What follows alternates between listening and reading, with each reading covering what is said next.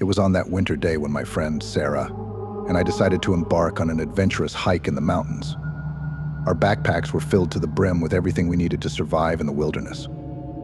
We planned to trek through snowy forests and ascend to the peaks to enjoy breathtaking views and the crisp mountain air. At first glance, everything seemed perfect.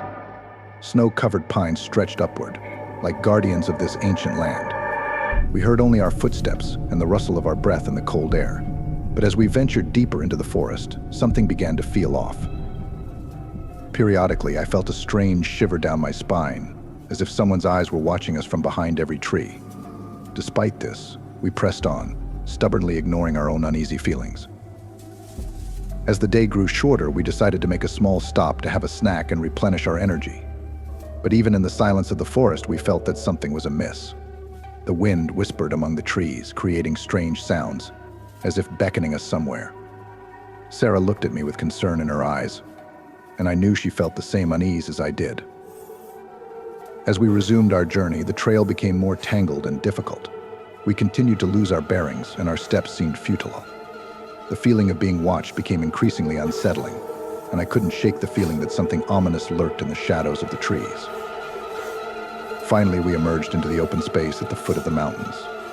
There, atop one of the peaks, stood an old, abandoned cabin, looming like a sentinel at the gateway to the mountain realm. Our feet were drawn to this place, and despite our inner foreboding, we decided to enter.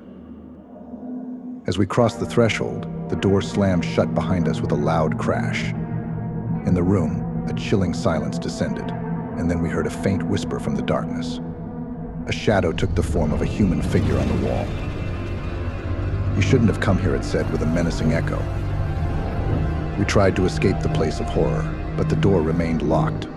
Suddenly, light flooded the room, and before us stood an old shepherd, who explained that it was just an old cabin, and sometimes the forest played cruel tricks on travelers. When we finally returned home, it was hard to believe what had happened. But even now, when I recall that hike, my hair stands on end, and I can't shake the feeling that something ominous still pursues me from the darkness of the mountains.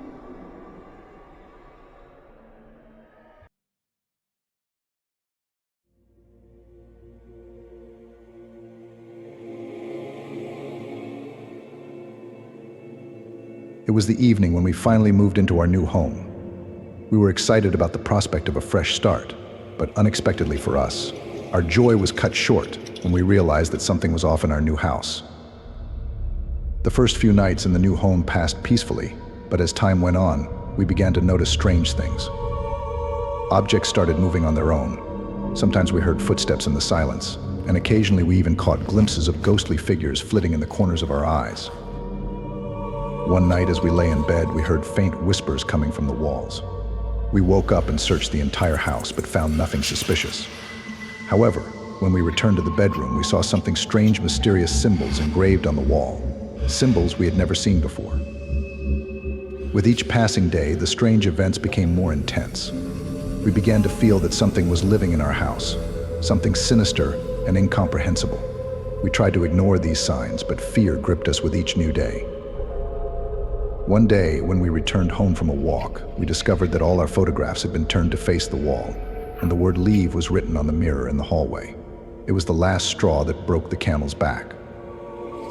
We decided to seek help from a paranormal expert. He performed a house-cleansing ritual, but even after that, the strange events continued. We had to make the decision to leave that house and find another place to live. Now, when we no longer live there, we sometimes reminisce about our frightening experience in the new home. We never found out what was really happening within those walls, but one thing we know for sure: that house was cursed and not meant for living.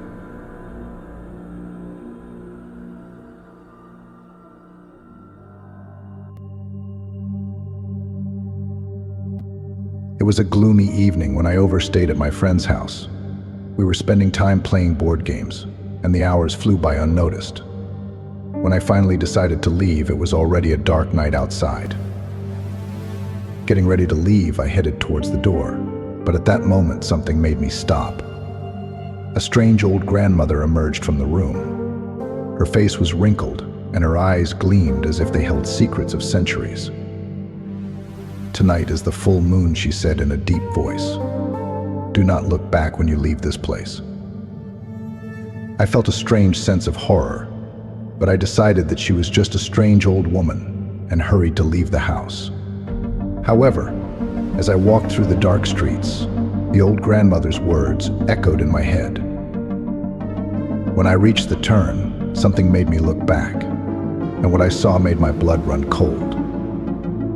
Behind me stood the shadow of the old grandmother. Her eyes were full of eerie glow, and the smile on her face was distorted beyond recognition. I ran as fast as I could, cursing myself for not listening to the advice. A dreadful feeling haunted me all the way home, and I realized that I would never forget this gloomy evening and the terrifying